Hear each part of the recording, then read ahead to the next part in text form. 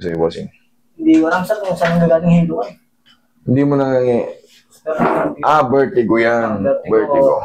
Vertigo, TMJ talaga eh. Malalaman mo na kukonfuse si sir. Hindi niya malaman kung vertigo o TMJ. Ganito, papakita ko sa inyo kung paano malaman. Unahin natin TMJ kasi duda siya eh. O, nga. Sara, umumiyak ka.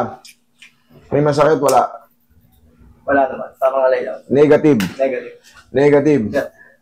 Ang vertigo naman, pag humiga ka, tapos biglang tayo, or yung parang kikilos ka, pag nalula ka, or parang ka nahilo, vertigo. Ganun ba nararamdaman mo? Vertigo nga. O, vertigo. Pag TMJ, malalaman mo, pag nganga mo, ouch. Pag sinara mo naman, lalagutok ng malakas. Tapos, ouch. Yung iba naman, hindi may nganga ng malaki. Ganyan lang. Yung iba naman, nakita nyo, ayaw may sara. Ayan, TMJD yan.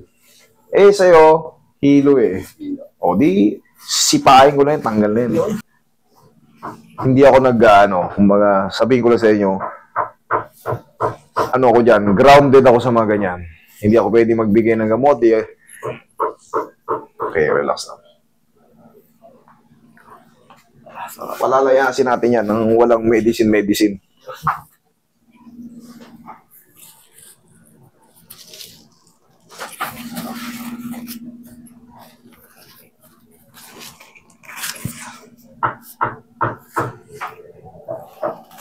Pag magpapalinis kayo ng tenga, huwag yung pakasagad, baka mabutas mo, no? Hindi, ang ginawa niya ba? Hindi ang matagilid. Barin. Bagalatan. Oh. Bomba? Sa bagay, sa ano ka naman nata nagpunta eh? ENT. O sa ENT, tama yun. Pero kung sa atin lang, mga kaibigan natin, or nanay natin, mga kapatid natin, Ginawa na, basta. higa kang patagilid. Ay, ilisin mo yung kamay mo. Yan, higa lang patagilid. Yan, usog ka rito. Ibig sabihin, madumi yung tenga mo. Nagbarado siya. Nagbarado, binomba. Kasi parang simula na. Nag-email ako, kami natin Ayan nga. Pag sira ang tenga mo, magkakaroon ka ng imbalance. Relax lang kung lalabanan na. Ayan. Kabilang side. Madali lang yung vertigo na yan. Kayang-kaya natin yan. Talagang hindi mo gawa. Talagang hindi ka makakagawa kasi nga, nahihilo ka, pagbabango ka. Yung mga biglaang kilos mo, para kang mabubuwal. O paano ka makakapaglaro? Wala. Gusto mong mag-basketball. Wala. Hindi kaya. Dapa. Baka pag pinasaan ka ng bola, puro sa mukha tama mo.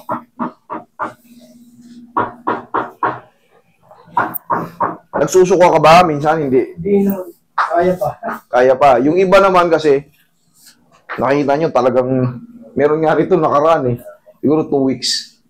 Nagsusuka na eh. Sabi niya sa akin, Master, kaya mo ba ito? Kasi sumusumpo ngayon. Eh, hindi babae. Oo. Ba't mo, di ba? Oo. Kaya. Tanggal. Babae na kaping. Sabi niya sa akin, Master, kaya mo ba ito? Kasi sinusumpong ako. Nagsusuka na nga ako.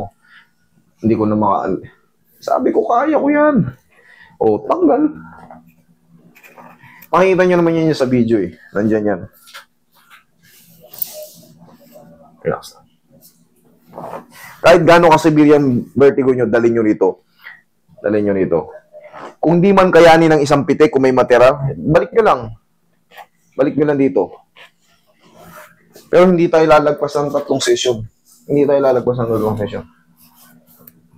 Relax lang. Pero siyempre, ang goal ko palagi, 1 shot, delete. Hanggat maaari, 1 shot, delete.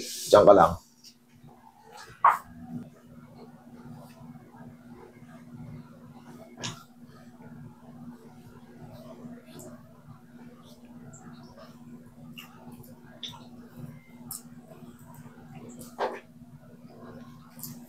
Ihaya ka.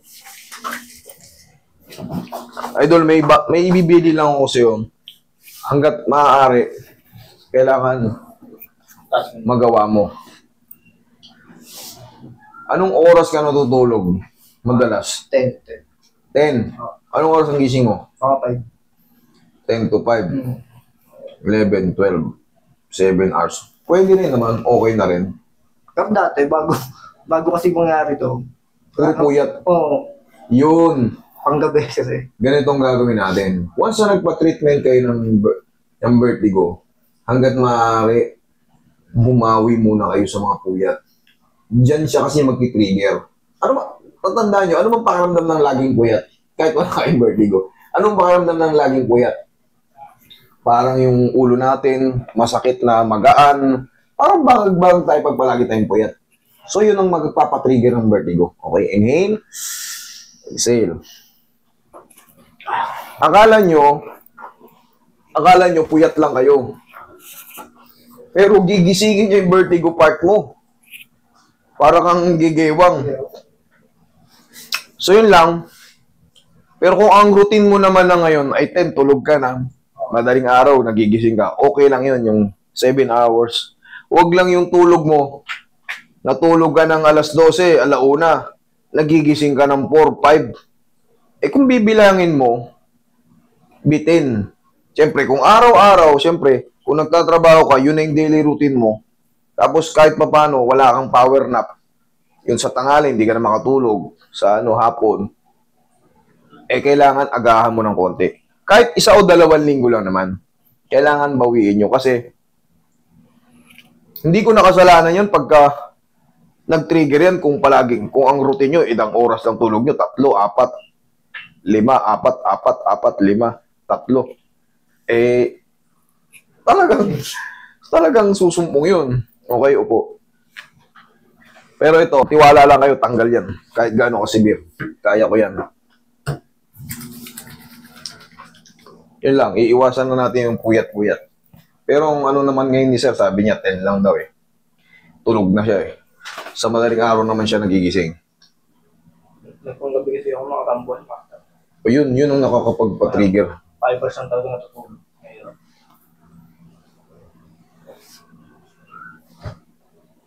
Pero ngayon, kaya natin yan. Backlash yan. Binayo ko na eh.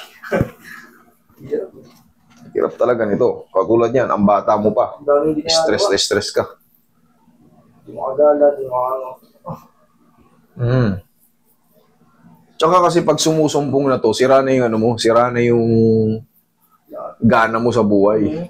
Kinakabahan ako, kala ko kung ano na. High blood. Oo, minsan. Check up pa ako. Wala okay naman, nag-ECG lang ako. ECG sa puso. Okay naman. Wala talaga. Iber. Hindi, malalaman nyo naman pag vertigo, very easy. Na-outbalance kayo, parang gumigewang kayo. Okay. Tapos pag nakahiga kayo, nahihilo kayo. Gumagalaw yung mundo. Naglalakad din.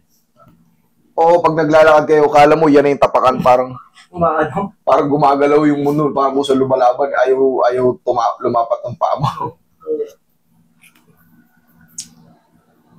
Ang high blood naman kasi, mamamanhid kayo. Namamanhid yung mga ganito nyo. Yun ang Pero pag lula-lula, vertigo yan. Pero pagka nararamdaman nyo, nangangapal yung mga balikat nyo, kamay nyo, yung mukha nyo nangangapal, yan. Delikado yan. Mas gugustuhin ko na yung vertigo kaysa yung mga ganong pakaramdam. Maaring mag-explode yung nyo. Yun yung tinatawag na stroke. Pag na-stroke tayo, ay habang buhay nang dadali ng katawan natin yan. Mas mahirap yun. Itong vertigo, 3 bira lang to. Wala na eh. Kahit kung severe kayo, pero kung hindi kayo severe, wala to. Para ka lang kumain ng ng butong pakwan, medyo. Huwag kang yumuko.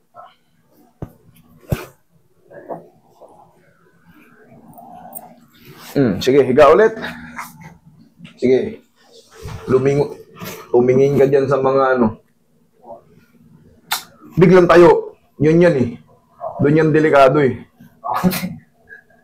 Okay? Okay na.